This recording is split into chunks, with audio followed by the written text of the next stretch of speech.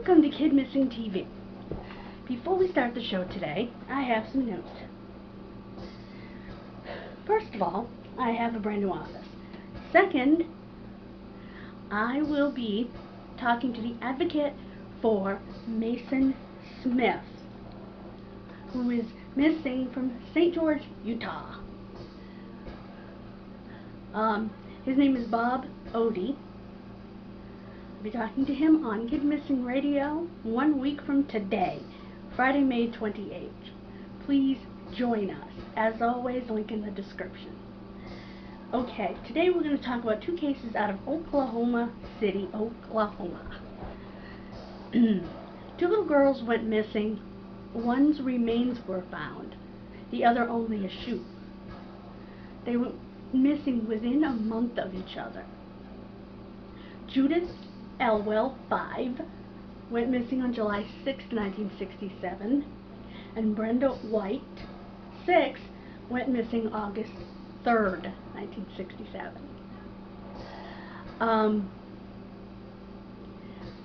Both girls vanished. Judith from her home, or right near it, and Brenda vanished from a nearby store. Her and her friends had rode the bikes and went to the store, and they thought everybody had 10 cents, and she only had 5. So they rode back to get her another nickel, which I thought was really sweet. But when they came back, she was gone. They did see a white car speed off, which is interesting because Judith's brother also saw a white car when his sister disappeared.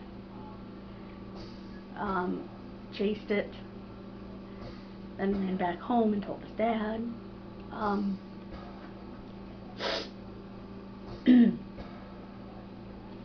So the white car has been seen a few times. So it's likely the abductor's car. You can't say that for 100% certainty, obviously. Flyers in Judith's case went out to Texas, Arkansas, Kansas, Arizona, New Mexico, Missouri, and of course Oklahoma. That's amazing in 1967. That's a feat.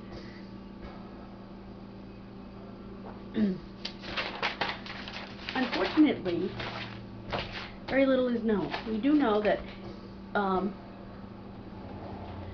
newspaper The Oklahoman wrote about the two disappearances and two similar disappearances in Arizona. Arizona is a little ways from Oklahoma, so I'm not quite sure if the geography works out for it to be the same perpetrator.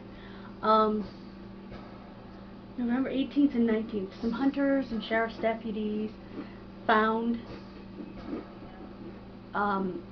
behind a vacant home, an abandoned home, a little mound, and just something didn't look right, and they dug up the skeletal remains of Brenda White. Near her remains was a gray dress. Also in with her remains was her hair. If you recall, we talked about the fact that the hair comes off in what's called a mat during decomposition.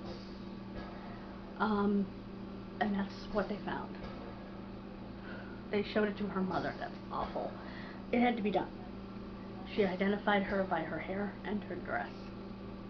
That's just horrific to think about.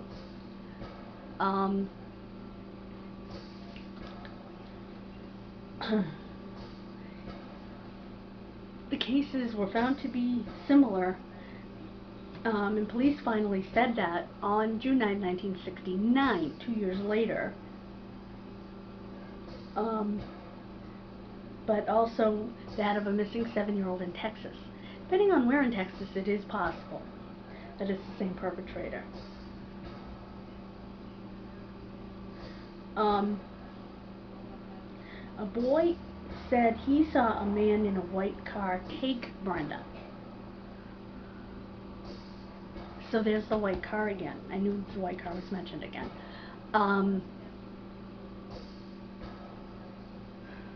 Judith's parents went through utter hell. Not that Brenda's parents didn't. for a different reason. They were questioned. Their yard was dug up. Dad's work area was dug up. It was just horrible. They had nothing to do with it, and neither did Brenda's parents. I know they have to do it, but it's so hard. And by all accounts, Judith's family were devoutly Catholic. They didn't swear, they didn't smoke, they didn't drink. They were just absolutely devoted. Both case files have been lost. Judith's case file was just plain lost, misplaced. Great, you know, that's annoying to me. And Brenda's case file, apparently they were using the basement at the Civic Center as a storage area for police files, and well, it flooded. So Brenda's case file was destroyed. At least that's what they're pretty sure happened to it.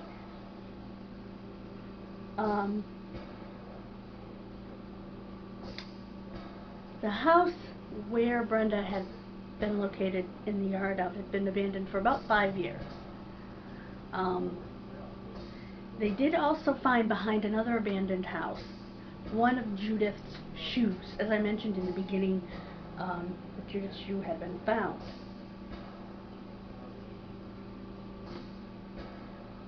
And I thought it was really sweet that Brenda's parents took her clothes.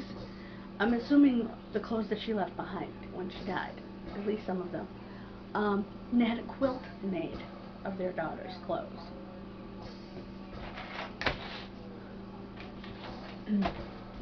Which I thought was awesome. The people of Oklahoma City were terrified after these two disappearances within 1 month of each other. As you can imagine. A criminologist named Shanna Cleary talked about why she believed the cases were connected.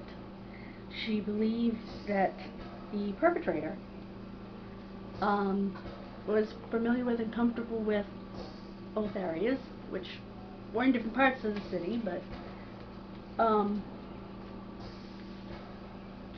and also the similarities between the girls. They were both going into 1st grade. They were 5 and 6 years old. Both had dark hair. Just a lot of similarities that she felt as a criminologist that it was the same perpetrator. I think that seems to be the theory going down the line, but to hear it from somebody who specializes in this, it just kind of puts the stamp on it that it was the same perpetrator. Police also went into the home, the abandoned home, and they found a few things in the basement. Now, I don't know if they're related to the case or not. They found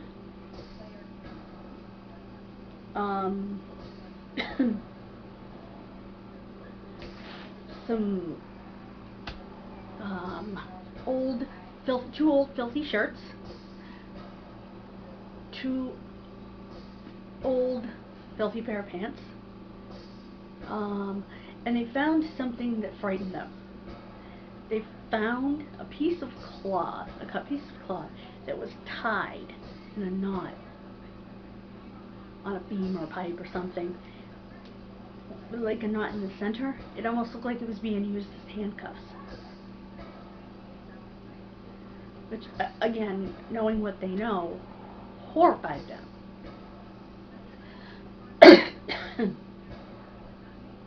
I want to thank you for joining me for these cases.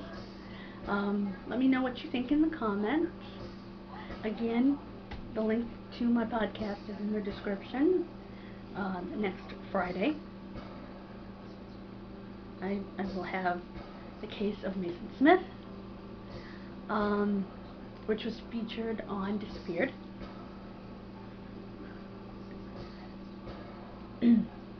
So have a wonderful day. Remember to get that shot when you can. God bless you. Thank you.